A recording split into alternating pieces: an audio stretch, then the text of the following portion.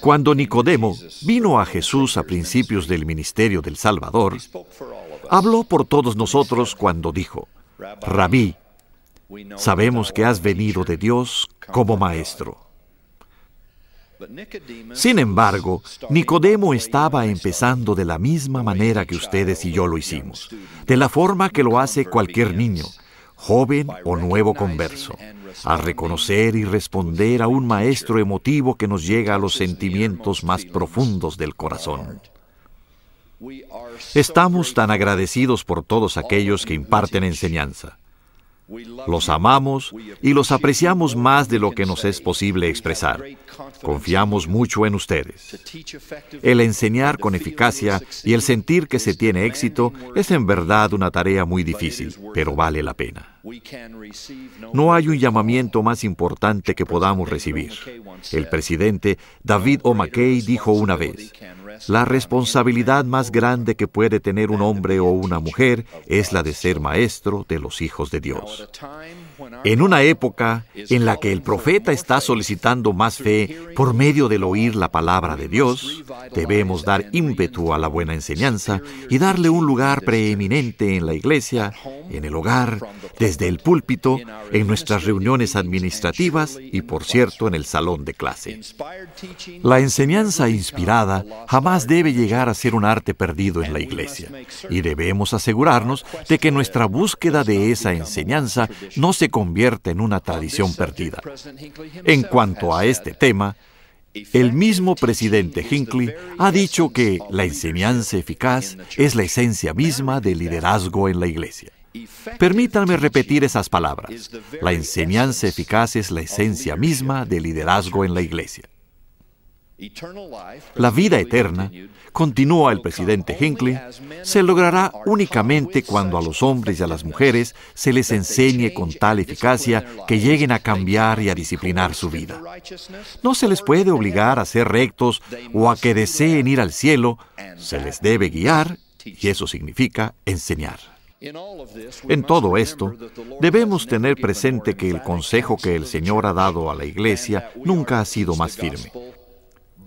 Y es que debemos enseñar el Evangelio por el Espíritu, sí, el Consolador que fue enviado para enseñar la verdad.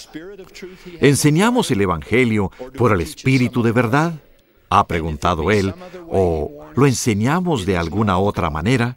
Y si es de alguna otra manera, amonesta él, no es de Dios. En palabras que hacen eco a otros mandamientos, él ha dicho: si no recibís el Espíritu, no enseñaréis. No se puede llevar a cabo ningún aprendizaje eterno sin la motivación del Espíritu de los cielos. Eso es lo que nuestros miembros en realidad desean cuando se congregan en una reunión o en un salón de clases. La mayoría de la gente no va a la iglesia únicamente en busca de unos cuantos conceptos o para ver viejos amigos, aunque ambas cosas son importantes. Van en busca de una experiencia espiritual. Desean paz, desean que su fe sea fortalecida y que su esperanza sea renovada. En una palabra, desean ser nutridos por la buena palabra de Dios, para ser fortalecidos por los poderes del cielo.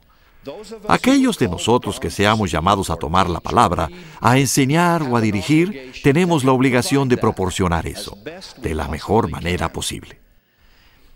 Únicamente podemos lograrlo si nosotros mismos nos esforzamos por conocer a Dios, si nosotros mismos buscamos continuamente la luz de su Hijo unigénito. Luego, si nuestro corazón está en paz, si somos lo más puro que podamos ser, si hemos orado, llorado, si nos hemos preparado y preocupado hasta el grado de que no sepamos más qué hacer, Dios nos podrá decir, tal como lo hizo con Alma y los hijos de Mosía: levanta la cabeza y regocíjate, os daré éxito. En tiempos como estos, todos tenemos necesidad de lo que Mormón llamó la virtud de la palabra de Dios, porque había surtido un efecto más potente en la mente del pueblo que la espada o cualquier otra cosa que les había acontecido. Cuando surjan crisis en nuestra vida, y lo harán, Las filosofías de los hombres, mezcladas con algunas escrituras y poemas, simplemente no serán suficientes. ¿Estamos enseñando a nuestros jóvenes y a nuestros miembros de modo que eso les sirva de sostén cuando lleguen los reveses de la vida? ¿O les estamos dando una golosina teológica o calorías espiritualmente vacías? El presidente John Taylor llamó a esta clase de enseñanza espuma frita, lo que uno podría comer todo el día y sentirse aún insatisfecho.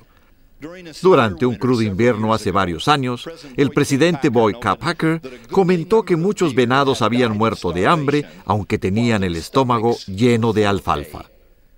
En un esfuerzo sincero por aliviar la situación, las agencias habían suministrado lo superficial, cuando lo que se necesitaba era lo sustancial.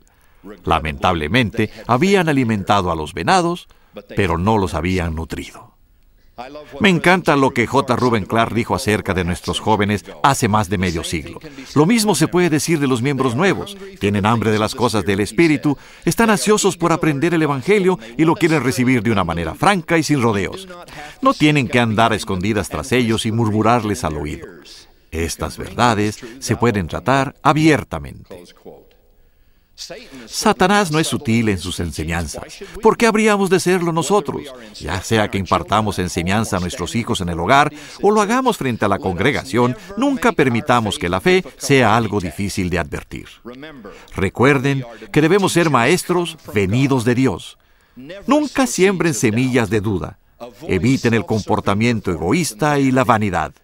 Preparen bien las lecciones, presenten sermones basados en las Escrituras, enseñen la doctrina revelada, expresen un testimonio sincero, oren, practiquen y traten de mejorar. De parte de todos los que hemos recibido enseñanza, decimos a todos los que la imparten: gracias de todo corazón. Que magnifiquemos la experiencia de la enseñanza en el hogar y en la iglesia, y mejoremos nuestra labor para edificar e instruir. Que en todas nuestras reuniones y en todos nuestros mensajes seamos nutridos por la buena palabra de Dios. Y que nuestros hijos y nuevos conversos, nuestros vecinos y nuestras amistades digan en cuanto a nuestro esfuerzo sincero: eres venido de Dios como maestro. En el sagrado nombre del Maestro de Maestros, Jesucristo. Amén.